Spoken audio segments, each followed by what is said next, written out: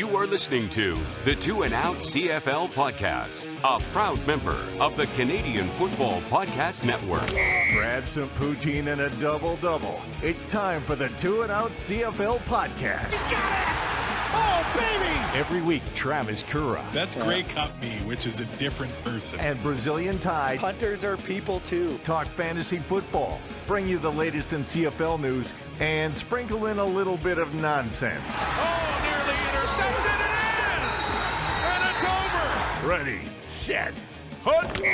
Thanks for pressing play on this episode of the Two and Out CFL podcast. I'm Travis Currah. Now I gotta be completely honest with you. I did record a full episode with Brazilian Ty. Everything was done. We had a lot of fun. And then the episode has been lost into technological space forever. And I figured, okay, we'll call it a night. Wake up tomorrow morning and do it again. I'll find a co-host and just do it that way. But here I sit at 3:12 in the morning figuring that it might just be better if I just talk football with you by myself, get an episode out early Monday, and we'll reconvene on Wednesday with Brazilian Ty, and hopefully things are back to normal. But when you're at almost 400 episodes of a show, things will have, and will again go wrong. So I'll just be chatting week 8 of what happened in the CFL with you. Hey, you can know that Ty had some great jokes that will never be heard.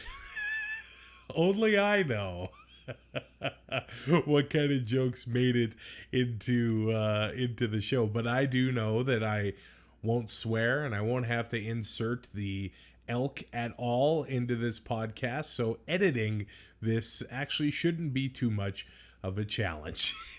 Week 8 started Friday night in the nation's capital. Hey, there was a bit of a weather delay in this one. The Ottawa RedBlacks ended up falling to the Hamilton Tiger Cats 16-12. The Crumb magic has come to an end, at least for this week. Now, Ottawa's offense really couldn't get much going in this one. I mean, is that saying a lot? Dustin Crum still had 82 yards rushing on 13 carries. Obviously, that's over 6 yards a carry. So Hamilton was sort of prepared for that. They didn't give up any big gains on the ground, so they were able to limit him that way. And then through the air, 13 of 22, 158 yards and an interception. Now, certainly Ottawa did have their opportunities at the end of the game, but just couldn't quite get it done. Bo Levi Mitchell making his return for the Hamilton Tiger Cats, 23 of 40 for 353 yards, 2 touchdowns. Here's the deal, though. 5 interceptions by 5 different players on the Ottawa RedBlacks. Abdul Kenna, Alonzo Adai, Frankie Griffin, Douglas Coleman, and Brandon Dandridge. Now, some of those are on the receiver, but I don't know if they're just not in sync, Bo and the receiving core in the hammer, but some of those balls didn't look all that good. But at times, Bo looked brilliant, especially early in the game. I thought moving the ball, having success, especially down the middle of the field, obviously. 353 yards for Bo this week. Last week against Ottawa, Jake Mayer, 450 yards. So you can pass against this Ottawa RedBlacks defense. They'll make you pay here and there with an interception, just like they did in this one. But despite all of the opportunities that the RedBlacks defense gave the RedBlacks offense, they weren't able to capitalize on them. Lewis Ward going 4 for 4 on field goals for 54 yards. James Butler for the Ticats couldn't get that run game going at all. 6 carries, 12 yards. Added 2 catches for 30 yards, and the scoring started off early for the Ticats. Duke Williams, 5 catches, 54 yards, and a touchdown. Man, just that big frame of his, putting himself in between the ball and the defender really didn't have a chance at all. Terry Godwin had himself 71 yards receiving on 5 catches. And get this, Kyle Loxley, 2 catches, 91 yards, and a touchdown. They did have Loxley into the game as in sort of a wildcat formation. He did have a dropped pass. It's clear Kyle Loxley is a great athlete. Edmonton fans know this, but his time ended recently in Edmonton when, well, some attitude issues surfaced. And it's hard to, I think, blame any player on the Elks for displaying frustration here. Allegedly, Kyle Loxley refusing to go into a short yardage play, so Chris Jones sent him packing. Now in Hamilton, had a 75-yard touchdown in this game, and you know what? That was sort of a bizarre sequence. You don't see that much in football. Bo Mitchell gets intercepted by Brandon Dandridge. By the way, what a year he is having. He returns at 8 yards, but then he fumbles it. It's forced by Terry Godwin. The offensive lineman, Carter Wood-Manzi, recovers the fumble. So they're first down Hamilton, and then the very next play, a 75-yard touchdown pass to Kyle Loxley. One of the most bizarre sequences you'll ever see, but that is what CFL football is. And you know what? That touchdown was a big turning point in the game. I mean, obviously, that was an explosive play for the Ticats. They did have a few here and there, but still not the consistent offense that maybe we thought we would be seeing from the Hamilton Tiger Cats, at least preseason. Like, all the hype was in Hamilton. The Grey Cup's there. You end up getting your quarterback, Bo Mitchell, and Duke Williams comes to town. Jameer Thurman on the defense, and it just has not panned out. But obviously, a very big win for the Ticats going into Ottawa and beating a division rival on this one. That Kyle Loxley touchdown gave them a lead, and they didn't really look back. But let's face it, Ottawa had their opportunities at the end of the game. And some of that play calling that they made was just, I thought, kind of bizarre. Here's the situation. It is 16-12 Ticats. 3rd and 6. Dustin Crum completes the pass to Nate Bahar. First down, fresh set of downs. Hamilton 12-yard line, 41 seconds to go. Dustin Crum rushes, 8-yard gain. 2nd and 2. Ante Milanovic-Litre gets the carry. He gets stuffed. And then 3rd and 2, they try to hit Nate Bahar, but it's telegraphed by Casey Sales, the D lineman for the Ticats. He gets the hands up, deflects the pass, but it was that 2nd and 2 play call that I was really puzzled by the RedBlacks. Ante Milanovic-Litre, he had 2 carries for 1 yard in this game. On the other hand, Devontae Williams, 8 carries, 53 yards, 6.6 yards a carry. Crum has over 6 yards a carry. I mean, if you're going to give it to a guy, I'm sorry, with all due respect to Ante Milanovic-Litre, I love him as a football player. The success moving the ball on the ground was with Williams and Crum in this one. So I was kind of scratching my head at that one. But the head scratching continued here because the Cats get the ball back on their own 4-yard line. Chris Edwards takes an objectionable conduct penalty. They're back on the 2, and then you're thinking, well, there's 20 seconds left. Kneel the ball. Well, it's a sticky situation, isn't it? Because if they back up just a little bit, they're in the end zone. You don't want to give up the safety. I understand what's going on there. So Bo Mitchell does a little quarterback sneak, trying to give the offense some breathing room. over the top comes Jovan Santos Knox. He kind of rolls over, lands on Bo's ankle, and Bo is injured. No weight allowed on the leg. He's carried off the field. Why did this happen? How did this happen? I don't know. It is really confusing what we're hearing. What we're hearing is that Orlando Steinauer expected Bo to go out there and kneel the ball.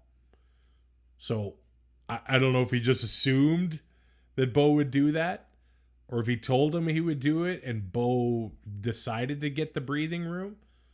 But can you remember the last time Bo was in on a short yardage play? I can't. It's not his thing. It hasn't been his thing for a long time, especially returning from the 6-game injured list.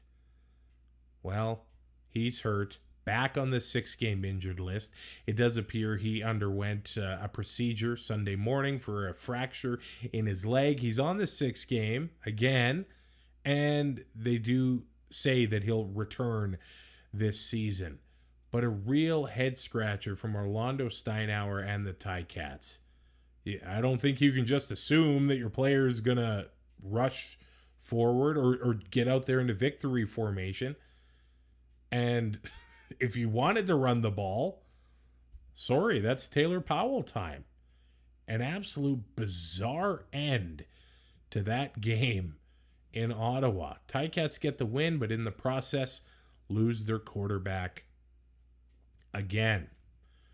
As for the RedBlacks, 65 yards for Justin Hardy on 5 catches. Devontae Williams did add another 43 yards in catches. So, 76 yards for him. Probably would have liked to see him get a little bit more than 8 yards or 8 carries in this game. But when Crum has 13 himself and has success, maybe it's not that big of a deal. And maybe that is the other thing here. 2nd and 2. You got time. You can get the first down without getting the touchdown. Why not give it to Tyrell Pigram? He had 3 carries for 8 yards. Of course, that's short yardage stuff. He's had success doing short yardage since he's joined Ottawa after being released by the Bombers. Quite a puzzling situation there from both sides, really. Shaq Evans back into the lineup for the RedBlacks. 1 catch on 5 targets. It was a 14-yard grab. Seemed like he struggled getting back into the lineup. I'm sure he'll shake some of that rust off as he's back in there. Jalen Acklin, 2 catches, 17 yards.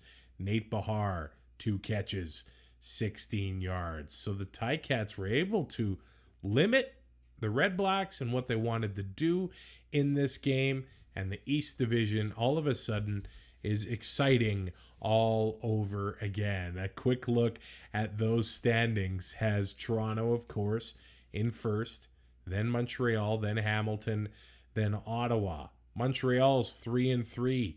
Hamilton and Ottawa both 3-4. Wow. And man, I really hope Bo gets back into the lineup and he's going to be healthy and playing good football. And he's 3 touchdowns, 9 interceptions in limited action this year. A 5 interception game is going to hurt you, and it's going to send you way up the leaderboards when it comes to interceptions. But at times, looked like the Bo of old, able to just rocket that ball down the field, and then other times it's just ending in the wrong hands and a little far too often when he's been able to get in this season. And it's going to be hard to build up that chemistry when he's missing another 6 games for the Tiger Cats. Touchdown Atlantic came on Saturday with the Toronto Argonauts beating the Saskatchewan Roughriders 31-13. Now, on the show, there's been a lot of talk about expansion over the last little while, and especially when it comes to time zones and scheduling and what things would look like if there were a 10th team in the CFL on the East Coast. We have a really big country. It makes travel an absolute challenge. There's no doubt about it. I actually got a message from Twitter from Andy. He says, hey, listening to the latest show, I want to point out that the idea of the time zones and Touchdown Atlantic games starting early is funny from our point of view Because I can honestly say the insane late start times in the CFL is why we don't watch more games. I live in Moncton, New Brunswick. Western games for us are hilarious because by halftime, it's already tomorrow. He continues, I would love a team here and hope maybe our games would start at a more reasonable time. We would watch more CFL over here if we didn't have to stay up until tomorrow.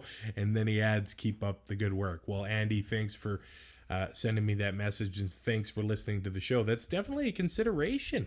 If there is a 10th team in the CFL, we already see it right now.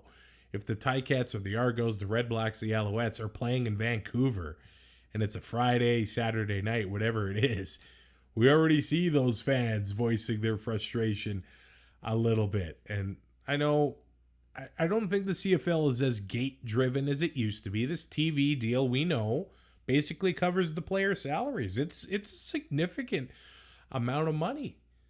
But it's a balancing act for scheduling for television and scheduling for the fans in the stands. Theodore King on our YouTube channel writing an interesting comment a couple days ago. He says, you just had to open the expansion, didn't you?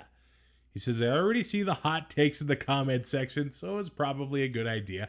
I guess it is. It seems to come up in waves. Expansion. When are the schooners coming? Go look at Quebec City. Go look at Saskatoon, London, Ontario, whatever it is. He adds, my only thought is that the CFL should have budgeted $50,000 per team for expansion search and $50,000 for normal territory marketing. That would be a total of $900,000, which is slightly below the amount of money for the American TV deal. If you invest it this way, then it'll grow the game around North America, pay players $100 an hour to do charity work in their own hometown in the off-season on behalf of the CFL wouldn't hurt either. Doing the same thing with retired players would help Hall of Fame types get by financially as well. As far as I know, no one from the CFL has been doing play with the pros football camps, etc. in Quebec and Halifax, and this is the wrong thinking. If you want to expand somewhere, you should have a year-round presence. Hey, that last sentence, I think that's the nail on the head. If you do want to expand somewhere, you should have a year-round presence, and I mean, that's a big thing that they want to get done in Halifax. And look, the atmosphere looked great. I think they made a big effort with TSN to make it look great.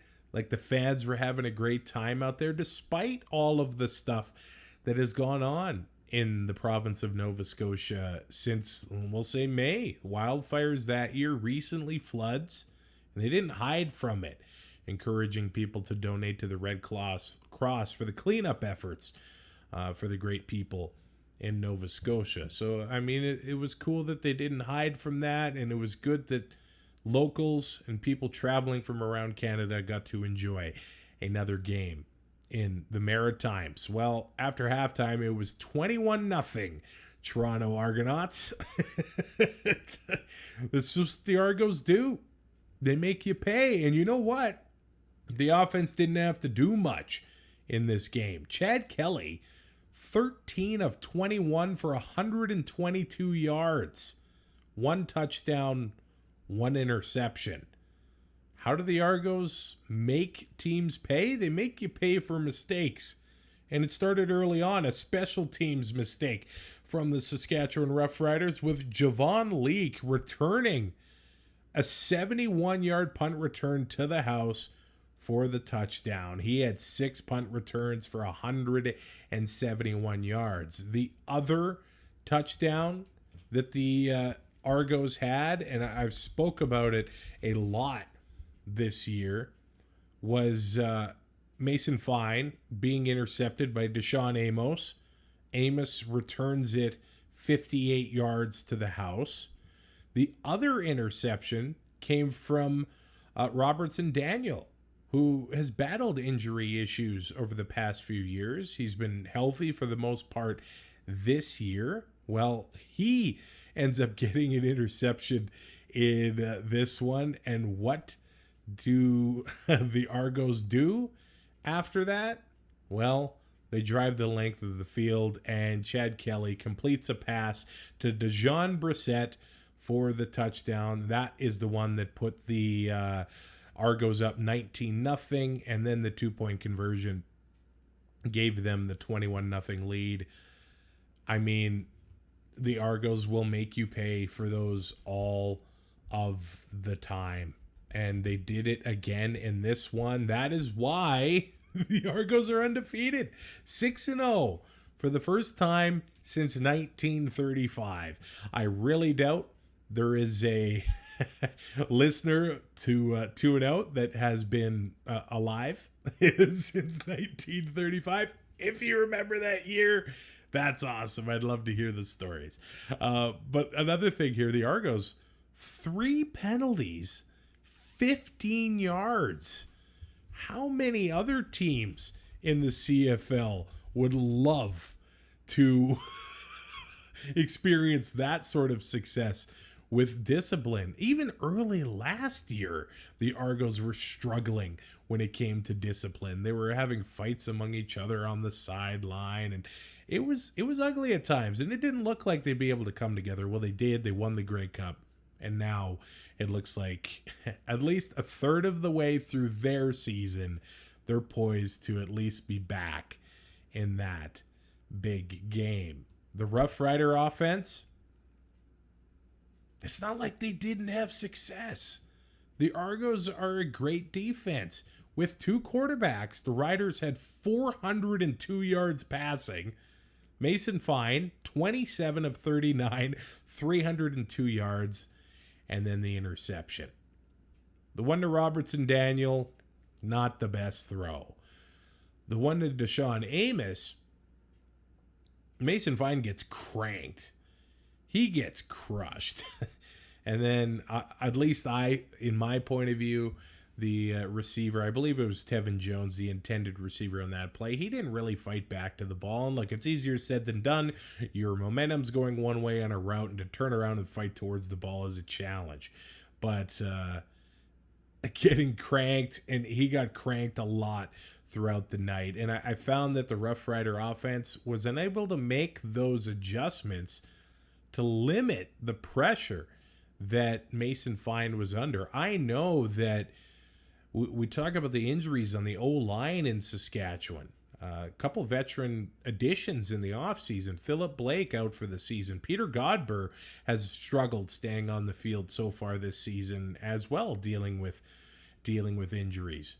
But when linebacker Wynton McManus is in the backfield seemingly all the time, introducing himself, I might add, ever so kindly to Mason Fine, that there has to be some adjustments, and it just seemed like it wasn't happening for the Riders.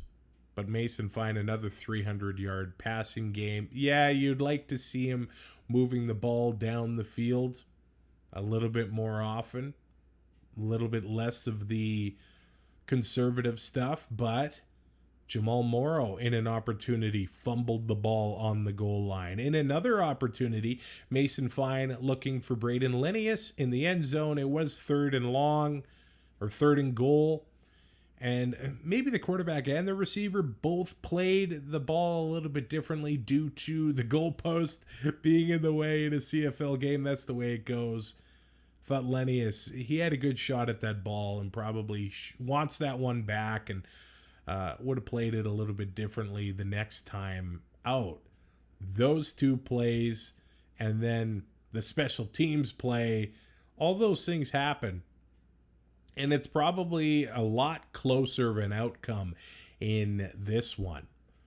But those are the plays that went Saskatchewan's way in the wins, right?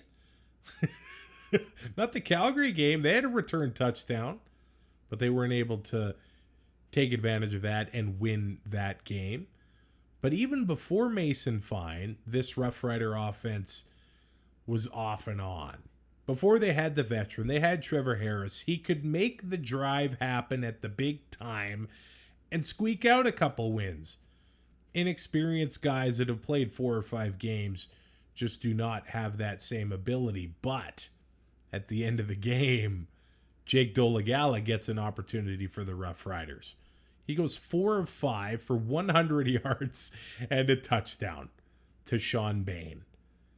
He displayed he's got a hell of an arm. He's got an accurate arm. He made great throws on those pass attempts to get the ball into the end zone, the first major of the game for the Rough Riders in the fourth quarter. Hey, the Riders outscored the Argos 13-10 in the second half. But this is what we've seen from the Argos, right? It's not the first time this season a backup quarterback has come in against the Argos and scored a few touchdowns. It happened for the Elks. Jarrett Dagey coming in, having success late in the game against the Argos. So that has happened before. And I wonder if they're taking the foot off the gas a little bit. They don't want to put any more on film than they have to for their opponents in upcoming games. Why show it up against the third stringer when you're up by 3 scores? That's probably what the Argos are doing here. The Riders did have some receivers producing in this one. Tevin Jones, 9 of 11, 133 yards. Sean Bain, 10 of 12, 144 yards and a touchdown. In the past 2 games with Mason Fine, Sean Bain has 20 catches, over 200 yards, and 1 score. The score did come from Jake Dolegala, but Sean Bain, with 22 targets in 2 games, he went a perfect 10 for 10 a week ago against the Lions. I don't know. Is this guy a fantasy monster? He had over 30 points this week against the Argos. Sam Emelis, 5 catches, 91 yards. But Jamal Morrow, again, and it was better than the BC game, of course. 10 carries for 41 yards, and he had himself 3 catches for 2 yards. Getting pushed back on a few of those plays as he had a long of 8. Not able to succeed on those plays at all. Jake Winicky back into the lineup. 1 catch on 5 targets and 13 yards. So the Riders did move the ball here and there. Just made it into the red zone and couldn't finish those drives. The Argos, Dejon Brissett, 2 catches, 5 yards, but a touchdown. Their leading receiver was Cam Phillips, 4 catches and 38 yards, but somehow they still put up 31 points. Mason Fine was sacked 5 times. In this one, Chad Kelly sacked once. Now, is there a quarterback controversy in Saskatchewan? A lot of fans want to see Jake Dolegala get that ball going forward. And why not? He came into the game and did very, very well. Craig Dickinson after the game saying Mason Fine played well enough. He's earned himself another start. But how long is that leash? Because Craig Dickinson doesn't have a very long leash himself. The upcoming game for the Riders is taking on the Ottawa RedBlacks at home, and then they go to Montreal to play the Alouettes. So not a very easy stretch here because, by the way, after that, it is the BC Lions before going on bye into Labor Day. Will they give Mason Fine these next 3 games before the bye to see what happens and then make a change come Labor Day against those Winnipeg Blue Bombers? We'll see. They're going to have to finish drives and make adjustments as the game goes on because the Rough Rider defense has performed. Since Trevor Harris went down, the Riders' pass rush has stepped up. The run defense has stepped up. A.J. Ouellette, 3.8 yards a carry, 9 carries, 34 yards. But Andrew Harris, he had success with limited work. 7 carries, 41 yards in the process, passing Charles Roberts, his childhood icon or idol, and moving into 5th all-time in the CFL's rushing yards list. Congratulations to him for that accomplishment in the CFL. On to the second half of that Saturday doubleheader, where the Edmonton Elks get shut out for the second time this season by the BC Lions and lose 27-0. Now, I don't even know what you say anymore about those Edmonton Elks. It's the first time in CFL history a team has been shut out twice by the same team. Normally, if you're playing another team again or close together, it's tough to beat them twice, never mind 3. But to get shut out twice, that's not good. And look, the Lions defense is incredible. They are. They held Winnipeg to 6. They've held a few teams to no majors this season. But Elks fans showed up. I thought it was a nice turnout, all things considered. 0-7. Yeah, there were a few hundred Lions fans in attendance watching their team on top of the West Division. But the story in this one's the penalties. The ones that Edmonton were taking, and so many of them so preventable. No yards. There was a face mask on Lucky Whitehead that extended a drive. They're lucky that one ended up ending in 3 points instead of 6, 7, or 8. And some of them were a bit head scratchers a little bit, at least I thought, from the officials. And this is a discussion I had with Ty, and I'll bring it up with you. So sometimes the good teams get the breaks when it comes to the officiating a little bit. Do you feel like a Mike O'Shea for Winnipeg's in the officials' ears a little bit, and they protect Collaros a little bit more? They maybe Stanley Bryant held him a little bit, but we'll let that one go. That wasn't holding. But the bad teams, they seem to struggle in every single facet of the game, and every single mistake just seems to stick out that much more. There were a couple pass interference calls in this one that I kind of shook my head at. It kind of looked like the veteran talented receivers on BC embellished them a little bit and got the call. They are the good team, Edmonton, the bad team. The blindside block that got called, I don't know. As an old school, I'm not that old school, but an old school football guy, it was big on big. He didn't just send him into the middle of the next week. I thought it was a good block to extend the play, but ends up getting the blindside block call. Edmonton did get one call. I mean, maybe even 2.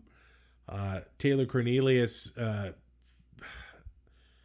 he made a few puzzling decisions. He got away with a couple of them in this one. The classic going down for the sack and one hand flip it into the field. Who knows what happens. He got picked off on that, but there was a pass interference. And there was a lateral that I don't know why they ended up calling it an incomplete pass instead of a fumble. So it could have been, believe it or not, a lot worse. The Lions had the ball for 37 minutes and 37 seconds. A full quarter longer than the Edmonton Elks. And there was a big play the Lions missed early in the game. Dane Evans throwing it out to Keon Hatcher, who, the southpaw, throws it down the field, overthrows Alexander Hollins a little bit there. I would have liked the passing touchdown on Keon Hatcher's numbers. He was in my fantasy lineup. I had 92 points this week, so I wasn't all that upset with my day. The 15 points from the Argos defense didn't help, or hurt, I should say. Hatcher finished his day with 5 catches, 87 yards. He was targeted in the end zone. Dane Evans threw a little bit behind him. Again, would have liked that on my fantasy totals. Lucky Whitehead, 6 catches, 54 yards. Alexander Hollins had 94 yards. And Taquan Mizell back into the lineup. He had 22 carries, 117 yards. For him, man, he's elusive. He's shifty. He seems to me like he's got great vision. He always seems to be picking the right hole to just open up and crush, right? He also had 2 catches, 30 yards, including a 23-yard touchdown, his first in the CFL. Justin McInnis adding the other touchdown for the BC Lions, a 23-yarder on a beautiful throw from Dane Evans. And then the Lions followed that up with one of those couch celebrations we've seen a few times at Commonwealth Stadium. I believe BC, well, obviously they did it this week. Saskatchewan and Calgary have done it. When are we going to see it from Edmonton?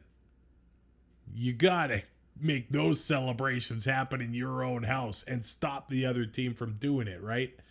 Dane Evans, 25 of 32, 330 yards, and 2 touchdowns. That's why it was so important for the Lions to have an experienced backup quarterback, and right now it is paying dividends.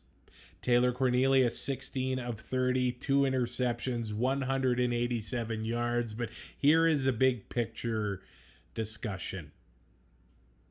Why do they keep parading him out there? Not only do I think it is demoralizing to the team as a whole, it's demoralizing to him, the man, the player, Taylor Cornelius himself. He's lost his confidence. He looks defeated, and they keep sending him out there. But why? Because Trey Ford doesn't practice well, doesn't practice good enough. The boo birds were raining down from the stands at Commonwealth Stadium. One of the most awkward points of the game was when the in-game hosts are on the screen and they want to throw t-shirts to the crowd and they're asking for some noise. Let's hear you, Edmonton. Well, they start booing. And I'm sure this was a commercial break. And fans are booing what the team is trying to get them to get excited. But what's there to get excited about? I mean, the bad decisions after bad decision, Taylor Cornelius, he's forcing it. He's pushing it down the field. And by the fourth quarter, when they're down 4 scores, he just forces it even more. And then and then things just implode even further. An interception or a sack, fumble, whatever it is. Even a Dylan Mitchell 54-yard completion. You know what happened on the very next play? Taylor Cornelius ends up getting intercepted. That was the Gary Peters interception in this one. So even a 50-yard completion gets followed up by that. And the fans are booing. And I don't even know if they're booing Taylor Cornelius or maybe just booing the offensive coordinator or just booing the decision to keep putting him out there. There are fans in Saskatchewan calling for Mason Fine to ride the pine. He's had 2 starts this season, 2 starts last season with a team that had already given up on their hope for the playoffs. Taylor Cornelius has played 27 games. He's won 4 of them. We see a lot of quarterbacks not afforded that opportunity, not afforded that patience, but the cast around him, he's not the one taking the silly penalties. He's not the one.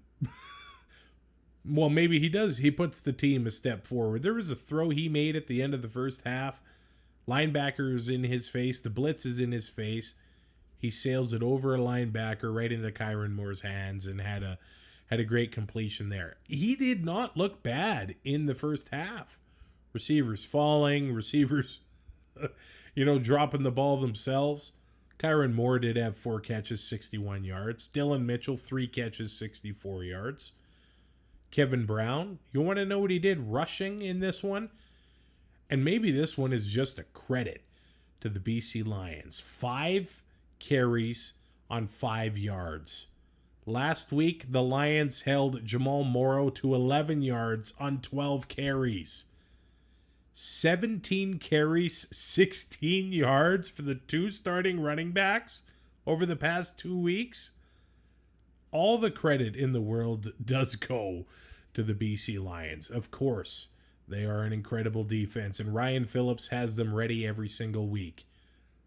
But you would just think the Elks would be playing inspired or with reason to win. But sometimes desperation can make you do silly things. And maybe that's what it is. Losing focus, taking these, like, almost 140 yards penalties in the first half. People can, talk about attendance issues and things like that and wishing that Edmonton would have 40,000 in the stands. Why? 40,000 people used to go to watch Edmonton be a winning. It's one thing if they go out there and they just straight up lose, The Lions just out-talent them, out-scheme them, all this sort of stuff. When you give up almost 200 yards in penalties, that's not fun to watch. It's not fun to watch the quarterback just look like he's broken, really, shaking his head. He got helped up by the head official at one point. Like, where's the offensive lineman? It's almost like the official was showing pity on him. And look, they have said that Taylor Cornelius gives them the best chance to win. I know they've said that a lot, over and over again. But it hasn't happened. Why not just throw Trey Ford in? Is Taylor Cornelius the one that you're willing to ruin his career? Is that what it is? Are you proving a point? Are you just being far too stubborn? 12 seconds left in the game. Jarrett Doege comes in on the final offensive play for the Elks and hands the ball off. Was that to protect Taylor Cornelius from getting booed? Why Doege coming on with 12 seconds left? Another thing, another head scratcher that made absolutely no sense to me. Not only the Elks shut out twice by the BC Lions, they haven't even made it into the red zone. Dean Faithfull did try a long field goal. It fell about 5 yards short. The Elks even had an interception for a touchdown, only to be called back on a penalty.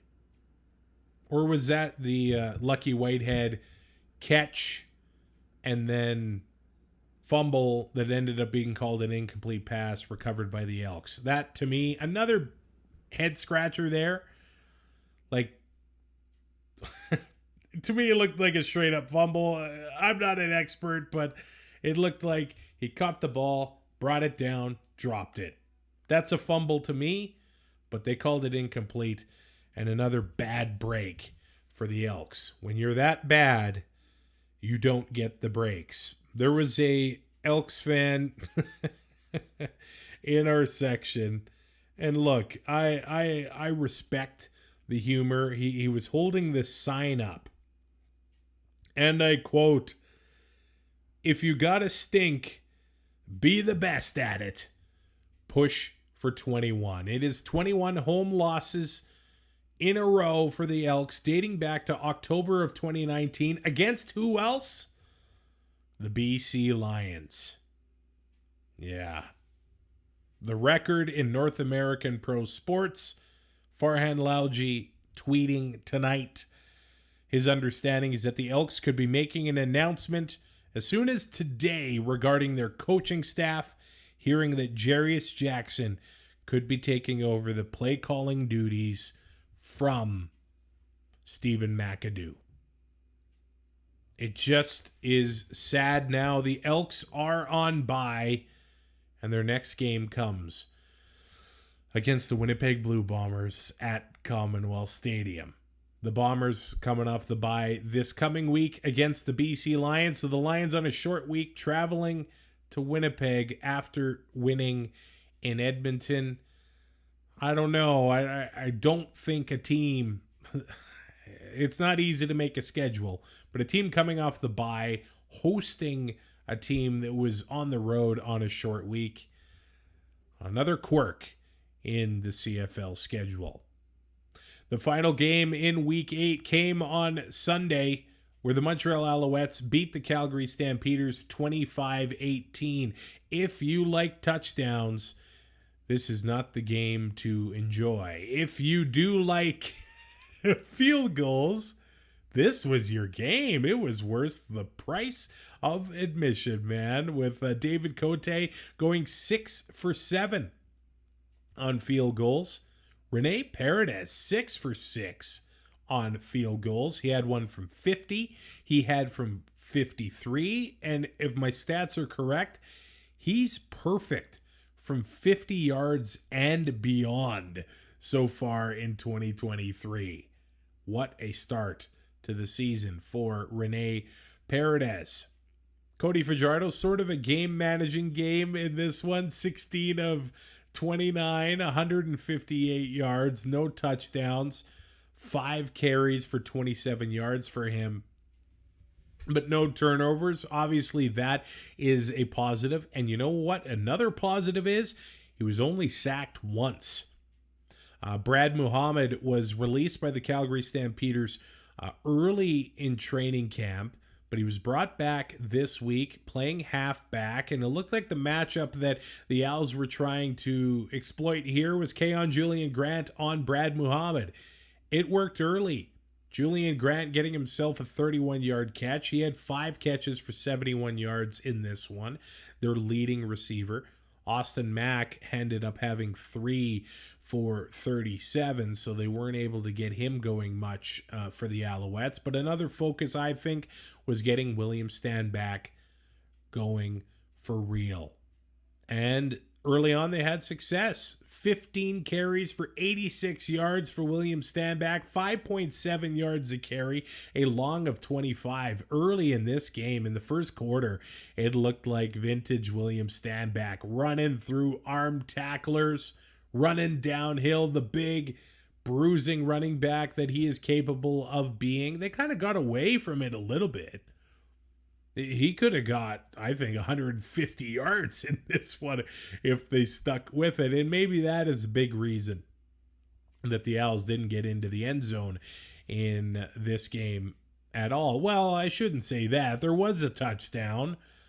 It just ended up being an interception return. Jake Mayer, 24 of 44, 256 yards with 2 interceptions. And they weren't good interceptions. Well, I don't know if any interceptions are really good. Some of them you can defend, I guess. But much like the Alouettes were trying to maybe pick on Brad Muhammad for his return to the lineup, the Stamps were trying to pick on Kabian Ento of the Montreal Alouettes. He got picked on a couple weeks ago, and he was getting burned a lot. But in this game, he played well. He had 2 knockdowns, 3 tackles, and a pick 6. Well done, Kabian Ento. They tried to take advantage of that matchup, and he showed up to play, being the only touchdown in this game between both teams. Tommy Stevens, he gets into the game for a couple of rushing plays, 2 for 32. He had a 31-yard rush. Dedrick Mills, only 5 carries for 16 yards. Levante Bellamy getting some carries for the Stampeders, 3 carries, 18 yards. Maybe we're going to see him work into the offense a little bit more. Leading receiver for the Calgary Stampeders, 8 catches, 102 yards for Reggie Bagleton. Trey Odoms-Dukes had 12 targets, 8 catches, 87 yards. So they were definitely looking his way a lot in this game. The really interesting part of this game came at the very end. And some of that interesting clock management, I thought, first of all, from the Montreal Alouettes. Here is your situation. The Alouettes get the ball on their own 18. It was after an interception. The Stamps had every opportunity to tie this game up, by the way. They're picked off with about a minute and a half left. So Montreal gets that ball. They have a 3-yard rush with William Stanback. 1:24 to go. That burns 8 seconds off the clock. Timeout, Stampeders. It is 2nd and 7. And then the Stamps have no timeouts left. Even the commentators, Paul Lapalisse, great job. First game as color commentator on TSN. We got to do something to keep the clock going because the Stamps don't have a timeout. High percentage passing play, whether it's a screen play or a rush, just keep that clock moving. What does Jason Moss call? A deep play down the middle of the field, and it falls incomplete. So the Alouettes ate 46 seconds off the clock and gave Calgary another great opportunity. And they ended up getting great field position because Tommy Lee Lewis has a nice return. 38 seconds left. Calgary starts a drive on Montreal's 32-yard line. The Stamps, they had lots of opportunities to tie this game up. If they could only finish a drive, then maybe we're talking about this game just a little bit differently. But you want to talk play calling. They continue to pick on KB and Ento at the end of this game.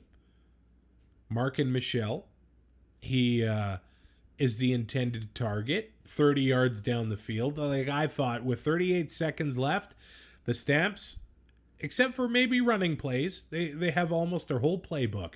Intermediate routes, get out of bounds, you're eating 7 seconds. You could take your time getting down the field and getting into the end zone, but they started taking end zone shots right away. And another key moment was Dave Dickinson trying to get a pass interference. It didn't work.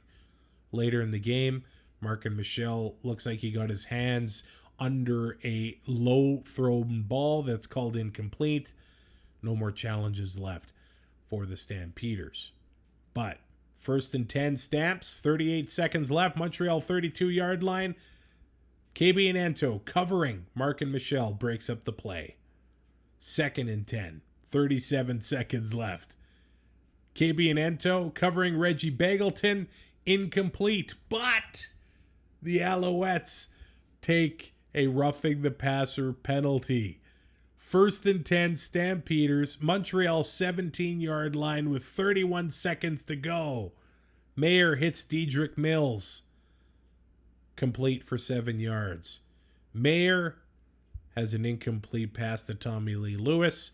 And then 3rd and 3, 14 seconds to go. Tries to hit Luther Hakanavanu in the back of the end zone. You needed 3 yards. You were on the 10. You could have got a first down before getting the touchdown, but throws it deep into double coverage. The play goes nowhere. Even Reggie Bagleton was in the block on that play. He had 102 yards in this game. He's your veteran receiver. I think he should be running a short route. The sure-handed guy. 2nd and 3. You had everything open. Well, not only that, Jake Mayer had a first down right in front of him if he just used his legs. The decision-making when the game is on the line has not been good enough for Jake Mayer. Dave Dickinson will tell you that himself. The Alouettes win, and right now, the East Division is 8-4 against the West in 2023. Home teams are actually 15-16 in this one. So a losing record there. The West has a losing record against the East. It is a fascinating season so far. And man, the parity is just off the charts this year.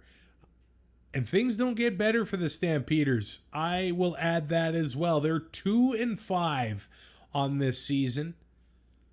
Here's their next 4 games. Toronto twice, and then Winnipeg and BC. It is not a good spot for the Calgary Stampeders right now. They could easily be 2-9 going into Labor Day.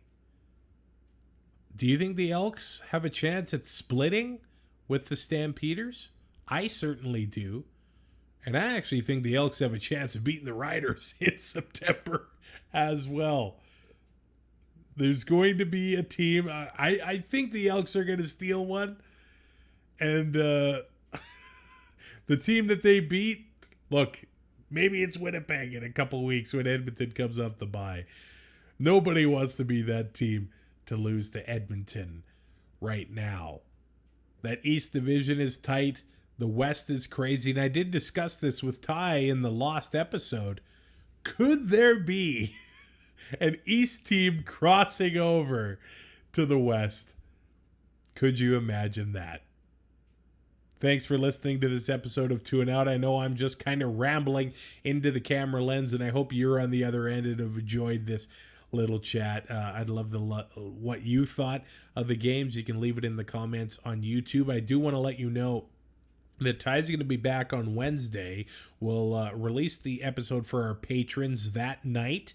You can go to patreon.com/2andoutcfl podcast. There's a couple different tiers. One is really just a cup of coffee. If you want to just support us a couple bucks every month, you can do that. And the other one, it's like 3 cups of coffee, and you'll get early access to every episode. And you'll have that up on patreon.com. So I'm going to be on holidays next week, but we're still going to bring you content, okay?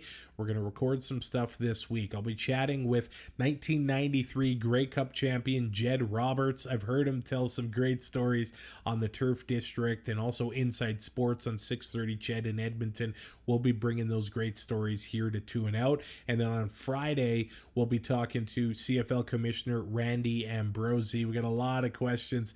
And it seems like we always kind of catch up with him in August. So we'll be looking forward to a wrap on Touchdown Atlantic and maybe getting some of your questions answered by the commissioner as well. I love being that sort of bridge between the league and the fans a little bit when we get a chance to talk to the commissioner. So our patrons on patreon.com, they'll have a chance to get their questions answered. You can submit questions there if you're a patron. If not, you can sign up there as well, and hopefully we'll ask your question to the commissioner and we'll get an answer for you on an episode of Two and Out. You can rate, subscribe to the show on your favorite podcatcher, whether it's Spotify, Google Podcasts, or Apple Podcasts. You can like, subscribe, and comment on YouTube as well. And I have mentioned the Patreon a lot as well. Sorry, it's probably not the quality or average quality you're used to on Two and Out, me bantering with somebody else, but I thought it was important to get this show out there. Oh, I didn't even mention the Jacarra Davis thing, not a Stampeder because of a torn meniscus. So I'm sure the Stamps defensive line would have appreciated having him around. I had to throw that one in there. We'll talk to you later this week with the full crew and then more fun episodes as I head out on holidays. I hope you enjoyed week 8 as we'll get you set for week 9 coming up on Thursday. Thanks for listening to Two and Out. I'm Travis Currah. Thanks for listening. Find more great shows like this at CF Pod Network on Twitter.